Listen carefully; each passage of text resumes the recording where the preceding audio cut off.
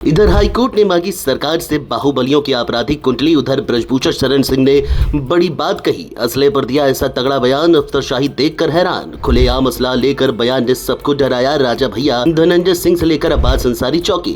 योगी ने भी कसली कमर, ब्रजभूषण के बयान से कटी सियासी गदर। जी हाँ, कानून की किताब खुली तो बाहुबलियों की भी अब धड़कनें बढ़ गई है। ये हैरानी की बात नहीं, सच है, क्योंकि हाईकोर्ट की सख्ती से यूपी की सियासत में अब नई चर्चा होने लगी है और सवाल उठने लगे हैं कि क्या अब पुरानी तस्वीर बदल जाएगी, क्योंकि राजनीति में कई बार एक बयान सिर्फ बयान नहीं होता बल्कि पूरा माहौल बदल देता है और इस बार ऐसा ही कुछ हुआ है। इधर हाईकोर्ट ने बाहुबलियों के शस्त्र लाइसेंस और आपराधिक रिकॉर्ड पर बड़ी रिपोर्ट तलब कर दी और उधर ब्रजभूषण शरण सिंह के बयान से सबको चौंका दिया, क्योंकि जिन बाहुबली चेहरों के नाम पर कभी सियासत गर्म हो जाती थी, अब उन्हीं नामों के इर्द गिर्द सवालों का तूफान घूमने लगा है।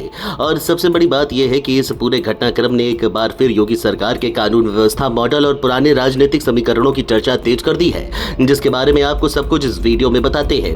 दरअसल इलाहाबाद हाईकोर्ट ने प्रदेश के 19 प्रभावशाली नामों पर विस्तृत जानकारी मांगी है। इसमें राजा भैया, धनंजय सिंह, ब्रजभूषण शरण सिंह और कई दूसरे चर्चित नाम शामिल हैं। कोर्ट ने साफ कहा कि हथियारों का सार्वजनिक प्रदर्शन समाज में डर और असुरक्षा का माहौल बनाता है। अदालत ने यह भी पूछा कि आखिर किन परिस्थितियों में ऐसे लोगों को लाइसेंस जारी हुए हैं और उनके खिलाफ दर्ज मामलों की स्थिति क्या है। इतना ही नहीं, कोर्ट ने प्रदेश के सभी जिलों में व्यक्तिगत शपथ पत्र तक मांग लिया। यानी अब मामला सिर्फ एक सूची का नहीं बल्कि पूरे सिस्टम की जांच का बन गया है।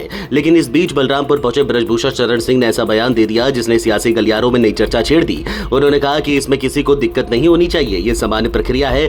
फिर उन्होंने असलहे को लेकर कहा कि अब खुलेआम असलहा लेकर चलता कौन है, लोग अब असलहे से ऊब चुके हैं। पहले लोग पसंद करते थे लेकिन अब खुलेआम कोई असलहा लेकर नहीं चलता। ब्रजभूषण का यह बयान आते ही चर्चाएं तेज हो गई, क्योंकि जिस वक्त हाईकोर्ट हथियारों और लाइसेंस पर सख्त रुख दिखा रहा था, उसी दौरान ऐसा बयान राजनीतिक मायने भी निकालने लगा।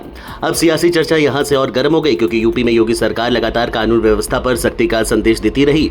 बुलडोजर मॉडल से लेकर अपराधियों पर कार्रवाई तक लगातार सरकार अपनी छवि मजबूत करने में जुटी रही। ऐसे में हाईकोर्ट की ये सख्ती और बाहुबलियों की फाइलों का खुलना अपने आप में बड़ा संकेत माना जा रहा है। चर्चा ये भी है कि क्या आने वाले समय में सिर्फ रिपोर्ट ही नहीं बल्कि और बड़ी कार्रवाई भी देखने को मिल सकती है, क्योंकि अदालत ने साफ कहा है कि प्रशासनिक कार्रवाई में पारदर्शिता जरूरी है और किसी प्रभावशाली व्यक्ति को अलग नजरिए से नहीं देखा जा सकता। सबसे ज्यादा हलचल इसलिए है क्योंकि आंकड़े भी चौंकाने वाले हैं। प्रदेश में 10 लाख से ज्यादा शस्त्र लाइसेंस जारी हो चुके हैं। 6000 से ज्यादा मामलों में ऐसे लोगों को भी लाइसेंस दिए गए हैं जिनके खिलाफ 2 या उससे ज्यादा मुकदमे दर्ज हैं। 20,000 से ज्यादा परिवार ऐसे हैं जिनके पास एक से अधिक लाइसेंस है। यानी सवाल सिर्फ बाहुबलियों तक सीमित नहीं बल्कि पूरे सिस्टम पर उठने लगे हैं। और जब ऐसे आंकड़े सामने आते हैं तो सियासत भी तेज हो जाती है। अब सबकी नजर एक ही सवाल पर टिक गई है, क्या हाईकोर्ट की सख्ती यूपी की राजनीति में कोई नई लकीर खींचने वाली है या फिर ये मामला सिर्फ रिपोर्ट और जवाबों तक सीमित रहेगा। फिलहाल ब्रजभूषण के बयान ने इतना जरूर कर दिया है कि राजनीतिक गलियारों से लेकर चाय की दुकानों तक एक नई बहस शुरू हो चुकी है और अब देखना होगा कि आने वाले दिनों में योगी सरकार, प्रशासन और इन चर्चित नामों की तरफ से अगला कदम क्या होता है।